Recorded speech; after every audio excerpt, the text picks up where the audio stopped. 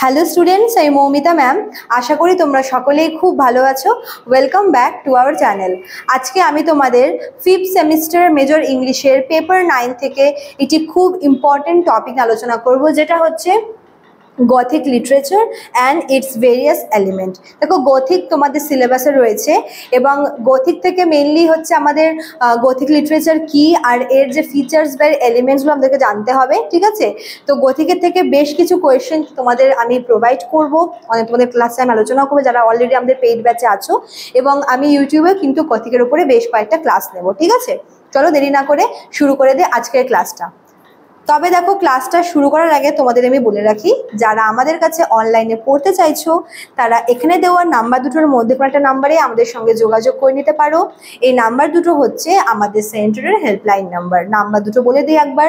একটা হচ্ছে 7076398606, আর একটা হচ্ছে 6295916282। তোমরা যে কোনো একটি নাম্বারে আমাদের সঙ্গে যোগাযোগ করে নিতে পারো। অবশ্যই তোমাদের কিন্তু মানডে থেকে স্যাটারডের মধ্যে যোগাযোগটা করতে হবে, কারণ সানডে কিন্তু আমাদের ছুটি, ঠিক আছে? আর দেখো, তোমাদের 5th সেমিস্টারের কোর্স ফি দেওয়া আছে এখানে। যারা 5th সেমিস্টারের মেজর কোর্সে পড়তে চাইছে তোমাদেরকে পে করতে হবে 1199 টাকা, আর যারা মাইনর কোর্সে পড়বে তাদেরকে পে করতে হবে 699 টাকা, ঠিক আছে? চলো তো শুরু করে দিই আজকের ক্লাসটা গথিকের উপরে। দেখো কি বলেছে, Gothic literature. Gothic literature is a special type of writing that combines horror, mystery and romance. দেখো, আমরা বর্তমানে আমরা অনেক হরর মুভি দেখি, সেখানে আমরা দেখি না যে ওখানে কিছু ঘোস্টলি অ্যাপিয়ারেন্স রয়েছে, কিছু মিস্ট্রি থাকে, তারপর হচ্ছে আবার রোম্যান্সও থাকে। তো এটা কিন্তু অ্যাকচুয়ালি যে বর্তমানে আমরা যে হরর মুভিগুলো দেখি না, সেগুলো হচ্ছে গথিক ফিকশন থেকে কিন্তু ইন্সপায়ার হয়ে নেওয়া, ঠিক আছে? গথিক ফিকশনটা কি, যেখানে হচ্ছে আমরা হরর দেখবো, মানে ভয়ের কিছু দেখানো হচ্ছে, মিস্ট্রি বা রহস্যময় কিছু রয়েছে, এবং সেই সাথে কি রোম্যান্স, এই তিনটার কম্বিনেশন আমরা দেখতে পাই গথিক লিটারেচারে, ঠিক আছে? It started in the 18th century and became very popular in the 19th century. Basically 18th century শেষের দিকে কিন্তু এই গথিকের ট্র্যাডিশনটা শুরু হয়, বাট 19th সেঞ্চুরিতে গিয়ে এই ট্র্যাডিশনটা কিন্তু পপুলারিটি পায়। দেখো, গথিক আসার আগে কিন্তু বেশিরভাগ গল্পগুলো কি রিলিজিয়াস স্টোরির ওপরে মনে করো, বা হচ্ছে লজিক্যাল কিছু, সোসাইটি, পলিটিক্স, রোম্যান্টিসিজম।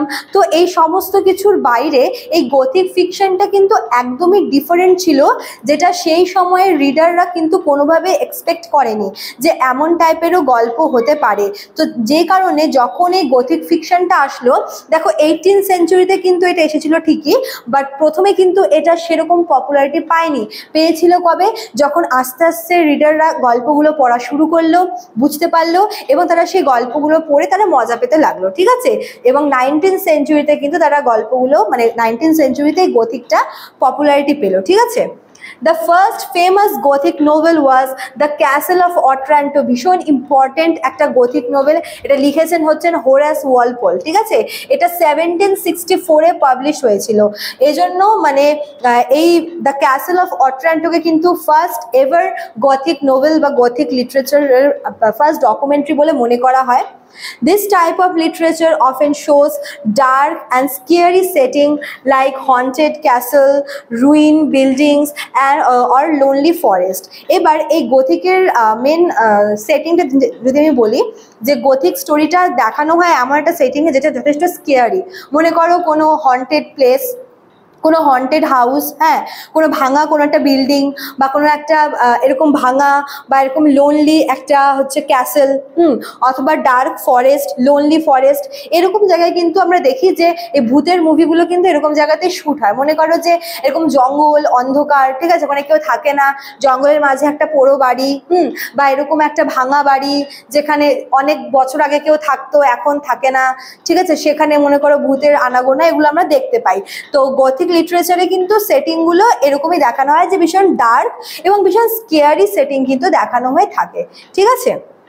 আচ্ছা, তারপরে দেখো, ফার্স্ট তো বললাম যে হচ্ছে দ্য ক্যাসেল অফ অট্রান্টো, এটা হচ্ছে ফার্স্ট এভার গথিক নোভেল, যেটা 1764-এ কিন্তু পাবলিশ হয়েছিল, ঠিক আছে। আরও একটা ইম্পর্ট্যান্ট এলিমেন্ট আমরা দেখবো গথিকে, সেটা হচ্ছে কি যে সেটিংটা, যেটা শুরুতেই বললাম, এই সেটিংগুলো কি কি আছে, যেরকম দেখো এই যে এই ধরনের স্টোরিগুলো কিন্তু প্রায়শই কোথায় রাখা হতো গল্পের সেটিংটা, ওল্ড ক্যাসেলে বা কোনো হচ্ছে ডাঙ্গিয়ান্সে অথবা কোনো গ্রেভিয়ার্ডে মানে কোনো কবরখানায় অথবা কোনো অ্যাবান্ডেন্ট প্লেসে যেখানে কেউ থাকে না, এইসব জায়গায় কিন্তু এই গথিক স্টোরির আর কি সেটিংটা রাখা হয়। This locations create a spooky and mysterious atmosphere. এবার দেখো গথিকের মোটিভটাই হচ্ছে কি রিডারদের মধ্যে একটা মানে ভয়, একটা হচ্ছে ফিয়ার তৈরি করা, ঠিক আছে, একটা মিস্ট্রি তৈরি করা। এইবার এরকম সেটিং রাখার এটাই কারণ যে সেটিং যদি এরকম টাইপের জায়গায় হয়, মনে করো একটা অন্ধকার জায়গা, ফাঁকা একটা বাড়ি, ভাঙা বাড়ি যেখানে কেউ থাকে না, অলরেডি কিন্তু রিডারদের মনে চলেই আসে যে নিশ্চয়ই ওখানে কোনো খারাপ কিছু হতে চলেছে বা ওখানে অশুভ কিছু আছে, ঠিক আছে। আচ্ছা, আর কি আছে দেখো, আরেকটা কমন এলিমেন্ট যেটা আমরা দেখতে পাই সেটা হচ্ছে সুপার ন্যাচারাল ইভেন্ট। এই সুপার ন্যাচারাল ইভেন্টস এটা কিন্তু গথিক লিটারেচারের একটা খুব ইম্পর্টেন্ট থিম আর এলিমেন্ট বলতে পারো। যেরকম ঘোস্ট, আমরা অনেক এরকম হরর মুভিতে আমরা ঘোস্টের অ্যাপিয়ারেন্স দেখতে পাই, সেখানে মনে করো কোনো কার্স রয়েছে কারোর ওপরে, ঠিক আছে, এরকম দেখতে পাই, ঠিক আছে। আর কি ভ্যাম্পায়ারেরও আমরা এরকম অনেক এরকম ফরেন কান্ট্রিতে এই ভ্যাম্পায়ারের ওপর বেস করে কিন্তু অনেক মুভি তৈরি হয়েছে। আর কি আছে, মনস্টার, ঠিক আছে। এছাড়া হচ্ছে কোনো কার্স, মনে করো যে একদম শুরুতে দেখাচ্ছে যে এরকম মানে মানে গল্পটা শুরুই হচ্ছে মিডিল থেকে, তারপর ফ্ল্যাশব্যাকে গিয়ে এই কার্সের বিষয়টা আসছে। তো এগুলো কিন্তু প্রায় হচ্ছে গল্পের পার্ট হয়ে থাকে, ঠিক আছে। This add fear and excitement to the plot. এবার শুরুতেই যখন এরকম জিনিস এরকম সেটিং দেখাচ্ছে যে একটা ভয়ঙ্কর একটা জঙ্গল বা ভয়ঙ্কর একটা বাড়ি, একটা ভয়ঙ্কর রকমের শব্দ, ঠিক আছে, আর কি সেই সাথে কোনো ভ্যাম্পায়ার, কোনো মনস্টার, মানে কোনো মানে সুপার ন্যাচারাল এলিমেন্ট থাকছে, এতে করে কি অলরেডি রিডাররা কিন্তু ওদের মনের মধ্যে এক্সাইটমেন্ট এবং ফিয়ার দুটোই কাজ করতে শুরু করে দেয়। আর কি emotion and fear play a big role. The characters often feel extreme emotions like terror, sadness, guilt or madness. তো মানে মেনলি হচ্ছে এই গথিক ফিকশনে মানে ইমোশনের ওপর খুব বেশি জোর দেওয়া হয়, ইমোশন এবং সে সাথে হচ্ছে ফিয়ার, ঠিক আছে। যেরকম টেরর, ভয়, এটা কিন্তু খুব বেশি দেখা যায়। আচ্ছা, স্যাডনেস, মানে রিডাররা এই গথিক লিটারেচার পড়ে তাদের মনের মধ্যে কোন কোন ইমোশনগুলো কাজ করে, অবশ্যই টেরর, ভয় তো কাজ করে, স্যাডনেস, দুঃখ কাজ করে, গিল্ট থাকে, ঠিক আছে। এছাড়া ম্যাডনেস বলতে গেলে মনে করো যে গল্পের কোনো ক্যারেক্টারকে মানে সে পাগল হয়ে গেছে বা এরকম কিছু দেখানো হচ্ছে, তার কিছু এফেক্ট কিন্তু হচ্ছে যারা রিডার তাদের মধ্যেও কিন্তু পড়ে। তখন যখন তারা পড়তে শুরু করে গল্পটা, তো কখনো কখনো তারা কি হয় ক্যারেক্টারের মধ্যে এত বেশি ঢুকে যায় যে নিজেকে ওখানে ফিল করতে পারে, ঠিক আছে। This makes the readers feel more connected to the characters. যেটা বললাম যে এইসব ইমোশনগুলো এই জন্যই রাইটাররা রাখে যাতে ক্যারেক্টারের সাথে রিডাররা কি করতে পারে, কানেক্ট করতে পারে, ঠিক আছে। আর কি ডার্ক অ্যান্ড মিস্টেরিয়াস ক্যারেক্টার, কিছু মিস্টেরিয়াস ক্যারেক্টার রাখা হয় এই গথিক ফিকশনে যেগুলো ভীষণ important. There is often a villain who is powerful, cruel and cursed. তো এখানে দেখবে সবসময় এই হরর মুভিগুলোতে একজনকে ভিলেন দেখানো হয় যে কিনা মেন মাস্টার মাইন্ড। তাকে কেমনভাবে প্রেজেন্ট করা হচ্ছে, সে হচ্ছে ভীষণ পাওয়ারফুল, সে খুব ক্রুয়েল এবং সে সাথে কি সে হচ্ছে কার্সড, ঠিক আছে।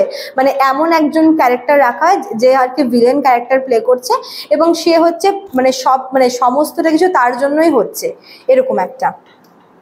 Sometimes the hero or heroine is innocent but trapped in danger। এবং এখানে এরকমও দেখানো হচ্ছে যে ভিলেন যে থাকে তার জন্য যে হিরো বা যে হিরোইন হচ্ছে সে ট্র্যাপে পড়ে, ঠিক আছে, বা সে ফেসে যায় বা তার উপরে অভিশাপটা এসে পড়ে। বিশেষ করে হিরোইন, দেখবে যে হরর মুভিগুলোতে যে হিরোইন থাকে তাকে বেশি করে সাফার করতে হয়, তাকে ভূত ধরে, তার ভেতরে আত্মা ঢুকে পড়ে, তার উপরে কোনো অভিশাপ থাকে, তো এরকম আর কি দেখানো হয়, ঠিক আছে। আচ্ছা, আর দেখো কি কি আছে, দেখো হরর মুভিতে কিন্তু রোম্যান্স থাকে, romance and tragedy are also part of Gothic story. Love story are often mixed with sadness, danger or death. তো এখানে রোম্যান্স থাকে, এখানে রোম্যান্টিক কিছু দেখানো হয় এবং সেই সাথে সাথে মানে লাভ স্টোরি তো থাকেই, তার সাথে কিন্তু স্যাডনেস বলো, ডেঞ্জার বলো, ইভেন কখনো কখনো এরকমও দেখা যায় যে গল্পের শেষে হিরো বা হিরোইন মারা যায়। The heroine might fall in love with a mysterious man who hides a dark secret. কখনো কখনো এরকমও হয় যে মনে করো যে হিরোইন থাকে, সে যে হিরোর প্রেমে পড়ে সেই হিরোই হচ্ছে মেন ভিলেন হয়, সে হয়তো মিস্টেরিয়াস হয়, তার মধ্যে কিছু ডার্ক সিক্রেট সে হাইড করে রাখে, এরকমও কিন্তু দেখা যায় কোনো কোনো মুভিতে। হ্যাঁ, তো এই সব কিছু কিন্তু অলরেডি সেই 18th সেঞ্চুরির কথা, যেখান থেকে ইন্সপায়ার হয়ে বর্তমানে কিন্তু অনেক লাভ স্টোরি বলো বলো হরর স্টোরি তৈরি করা হয়, হরর মুভি তৈরি করা হয়। ঠিক আছে, আর কি আছে? Themes like death, the supernatural, the unknown, the power of nature আর কমন। তো এই থিমগুলো রয়েছে, যেখানে আমরা ডেথ দেখতে পাবো, সুপার ন্যাচারাল তো রয়েছে, শুরুতেই বললাম, অজানা কিছু, মানে হয়তো হিরো বা হিরোইন জানেই না যে তারা এরকম একটা বাজে কিছুতে ফেসে যাচ্ছে। আর কি? পাওয়ার অফ নেচার, এগুলো কিন্তু এই গথিক লিটারেচারে দেখা যায়। Sometimes science or ambition leads to terrible consequences like in Frankenstein by Mary Shelley. কখনো কখনো এরকমও হয় কিছু কিছু গথিক নোভেলে যে সায়েন্সের অপব্যবহার, ঠিক আছে, আর অ্যাম্বিশন, সায়েন্স আর এই অ্যাম্বিশন, এই দুটোর কম্বিনেশন, এই দুটোর কম্বাইনে কি হয়, কখনো কখনো একটা টেরিবল এফেক্ট হয়। মনে করো যে মানুষের এই সময় অনেক অ্যাম্বিশন থাকে, অনেক হবি থাকে, অনেক কিছুর প্যাশন থাকে। যেরকম এখানে একটা দেওয়া রয়েছে এক্সাম্পল, যেটা হচ্ছে ফ্র্যাঙ্কেনস্টাইন, তোমাদের সিলেবাসে রয়েছে। ফ্র্যাঙ্কেনস্টাইন লিখেছে হচ্ছে ম্যারি শেলি। ফ্র্যাঙ্কেনস্টাইন গল্পটা হচ্ছে যেখানে একজন যে মেন ক্যারেক্টার, সে হচ্ছে তার সায়েন্সের প্রতি ভীষণ পরিমাণে ঝোঁক, এবং সেখান থেকে, এবং তার নিজের অ্যাম্বিশন সে ফলো করে, সেখান থেকে কিন্তু সে একটা এমন ক্রিয়েচার বানায় যেটা কিন্তু পরবর্তীকালে তার মানে অনেক প্রবলেম ক্রিয়েট করে। ঠিক আছে, তো এই সায়েন্স অ্যান্ড অ্যাম্বিশন, এই দুটোর যে কম্বিনেশন, এই দুটো কখনো কখনো কিন্তু একটা টেরিবল কনসিকুয়েন্স তৈরি করে। ঠিক আছে, তো সব মিলিয়ে বলতে গেলে Gothic literature is a mixture of horror, romance, mystery and the super natural. তো গথিক লিটারেচারে কিন্তু আমরা কি কি পাবো? অবশ্যই হরর তো রয়েছে, রোম্যান্স রয়েছে, মিস্ট্রি রয়েছে, এবং সুপার ন্যাচারাল তো রয়েছে। ঠিক আছে, এগুলোর একটা পারফেক্ট কম্বিনেশন হচ্ছে Gothic literature. Its goal is to make readers feel scared, curious and emotional. তো এই গথিক লিটারেচারটা বা গথিক ফিকশনটা এসেছিল কি, যারা রিডার তাদের মধ্যে একটা ভয় সৃষ্টি করতে, তাদের মধ্যে একটা কিউরিয়াসিটি তৈরি করতে, তাদের মধ্যে একটা ইমোশন জাগানোর জন্য। ইট রিমেন্স আ পপুলার ইভেন, এখানে টুডে হবে, তো বর্তমানেও কিন্তু এটা হচ্ছে অনেক বেশি পপুলার। ঠিক আছে, আচ্ছা, তো এই ছিল তোমাদের আজকের ক্লাসটা গথিকের ওপরে। ভীষণ ইম্পর্টেন্ট ক্লাস আর ভীষণ ইম্পর্টেন্ট টপিকটা তোমাদের এক্সামের জন্য কিন্তু খুবই ইম্পর্টেন্ট। তোমরা অবশ্যই গথিক থেকে কিন্তু পড়ে যাবে, এখান থেকে তোমাদের আসবে 100% কমন। ঠিক আছে, আচ্ছা, তো এতটুকুই ছিল তোমাদের আজকের ক্লাসটা। তোমাদের আরও একবার আমি বলে দিচ্ছি, যারা আমাদের কাছে অনলাইনে পড়তে চাইছো তারা কিন্তু আমাদের এই যে দুটো নাম্বার আছে, অফিসিয়াল নাম্বার, এই নাম্বার দুটো তোমরা আমাদের সঙ্গে যোগাযোগ করতে পারো। ঠিক আছে, চলো আজকে এতটুকুই থাকলো, দেখা হচ্ছে নেক্সট ক্লাসে। Thank you.